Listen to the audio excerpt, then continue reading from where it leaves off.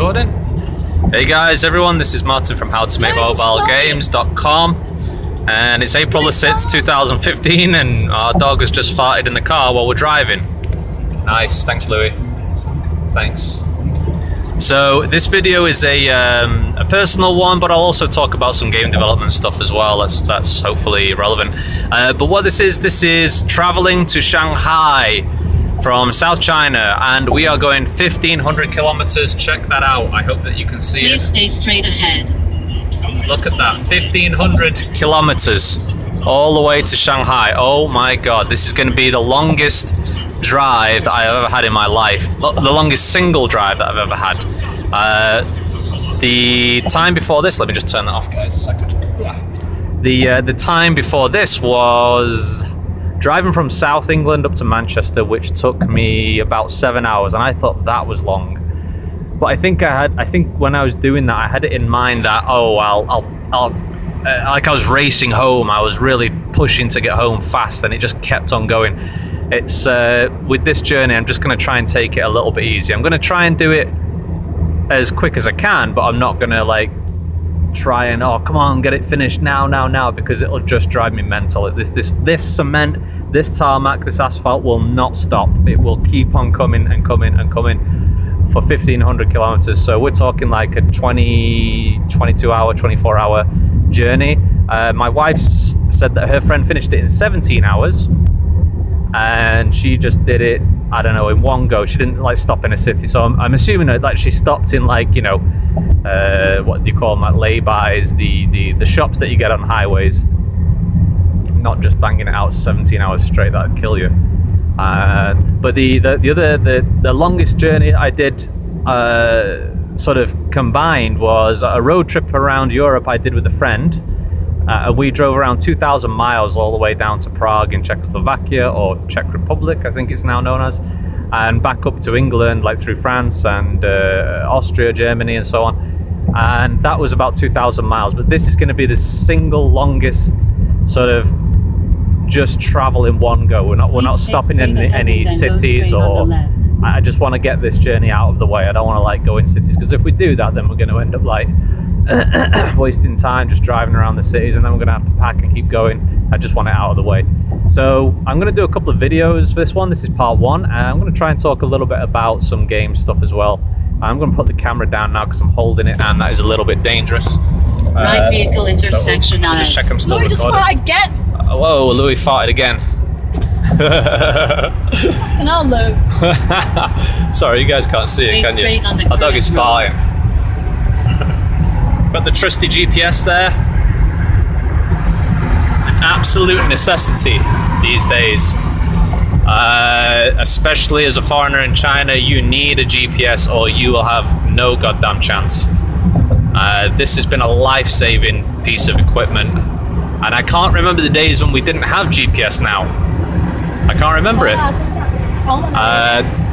I remember the days I was watching the Angry Video Game Nerd video on YouTube the other day, and it was directions because he was talking about the days when we used to print off directions using like Yahoo, I think it was, directions, or like in England we had like the AA map directions, and it'd print them all out and show you a map and you'd have to follow it.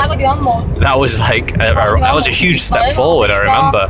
But before that, before I was printing things off, it was just like maps and A to Z's we have in England, and A to Z map, which is like a street map of Manchester. And then we had a bigger UK map, but it was a pain in the ass because, oh my God, if you got lost. The GPS like screws you up sometimes as well, but I mean, you know, like just a million times more convenient. So we're really, you know, we're really in the 21st century now, aren't we?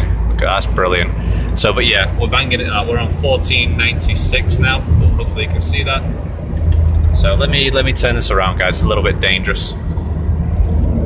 Hopefully you can see me okay. Hopefully you can see me okay, and hopefully that's recording okay. I'll break these up and I'm trying to think what to say. Hopefully these videos will not be too long because this camera that I'm filming on now, this device is terrible. And hopefully you can see me okay as well. So past few days, what we've been doing, apart from being extremely busy, packing and planning, doing a couple of business trips into Guangzhou as well, which is the closest city to where the closest big city to where I was living. We've also been doing a couple of game updates, iOS keywords. So I've been working with our guy Naeem, who's been working on iOS keywords. And previously, what we've done, guys, is we've tried to get iOS keywords where the number of results was like in the hundreds, or it might have been 40 or 50. Even if, let's say that you get Jetpack Joyride 2, which is a search in the iOS App Store, okay? Let's say there's 50 results or 60 results, okay? If your game is at position 40 or 30, my opinion is you're not going to get any downloads from that, or you're going to get very few. Even if it's a popular search term, if you drop below, like, say, position 10, you're just not going to get any downloads from that search, in my opinion. So I spoke to Naeem the other day, and we've done some new iOS keywords for Retro Jet Joyride 2 and Doodle Stickback Racing 2, and he's found some searches where there's only, on average, it was less than 10. There was a couple of them which are only a few search results. Some of them went up to like 16, but none of them were above 20, which is good. And they were also specific. So for example, with Doodle Stickback Racing 2, it's a BMX motocross game where you do backflips and everything. And the searches that it found are very specific to that game as well. So the bike-related searches. It's not like we're finding searches for, you know, dumb ways to die or Clash of Clans or anything like that. No, it's specific to that search. So we'll see how this goes. So far, iOS has been really bad for us. I mean, actually, the thing is, iOS used to do really good, and then it went down, and Google was doing good. But now, Doodle downloads are terrible, and we're trying to figure that out. We're trying to focus on that, but it does take a lot of time, ASO. But now, iOS seems to be better. iOS seems to be better than Google, so that one's kind of back. iOS, when I say better, it's absolutely terrible, guys. I mean, we're talking like for Google, iOS, sorry, the best one gets like 80 downloads a day, and that I think that's I think it's Geometry. What's the name of the game? Geometry Line Runner. That gets 80 downloads a day, and I think the reason it does is because it ranks high in the retro game search. But that is the highest one, guys. 80 downloads a day. This is the reality of indie development. Now, they're not the best looking games in the world. We don't have a devoted artist. So we need to obviously improve things like screenshots, icons, description, and so on. We're trying to focus down on You Escape Sometimes 2, Sniper XXX, and making those games, really focusing hard on those games to get good downloads. But yeah, the reality is it is extremely hard for us even to get 100 downloads a day. So maybe we need to change our genres a little bit. But yeah, I'm wondering if anyone out there has similar downloads, you know, on Google. On the current road. Average games on Google, 10 downloads a day, 15 downloads a day. Some of them 5 downloads a day, some of them 1. We have 1 or 2 games that have good downloads just because they happen to catch a high rank, and that is Kill Your Boyfriend, which gets 700 to 900 downloads a day. Sometimes it goes above 1,000, which is great. That's only 1 game though, so that's the problem. That's a big problem. And the other one is Pop the Fruit 2, which gets around 600 to 1,000 downloads. It sort of varies up and down week to week on that range. Right vehicle intersection. Yeah, the downloads are very low, guys. So I'm curious, is that pretty much the same for everyone else? I was speaking to Ryan the other day and asking him about his games that he did before when he was before he worked with us at Cobble Play, and yeah, he was sort of like, you know, Google downloads now are like ancient history. So there's something that we've really got to fix, really got to spread, guys, really got to spread that risk, because the only reason why probably us and probably a lot of other developers are able to keep going with this is because they've got so many games in the App Store already. So we need to change it around, guys. We need to keep focusing on building up those games to generate a high ARPU, like You Escape Sometimes 2, Sniper XXX, Playcade, and that is going better. It's taking time though, of course, because obviously game development always takes time, and building good things always takes time. But but that's the nature of the beast. I always think about this in terms of business. I always think about other business models and businesses. I was talking to my wife recently, and we were talking about wouldn't it be cool to have a bar arcade? So that's a bar which is also an arcade in Shanghai. I think there's a market for it. Different business model altogether. If you think about it, I've not worked in bars before. I've not worked in the food and beverage industry, but I don't think it's like a top-heavy industry as much as, say, movies or music or games. So what that means is, like in games, we all know the top 1% in the app stores make 99% of the revenue. That is the truth, and it's so risky. And if I was an investor, which I hopefully will be at some point, I would not invest in a game company unless they had something very special or unique to offer.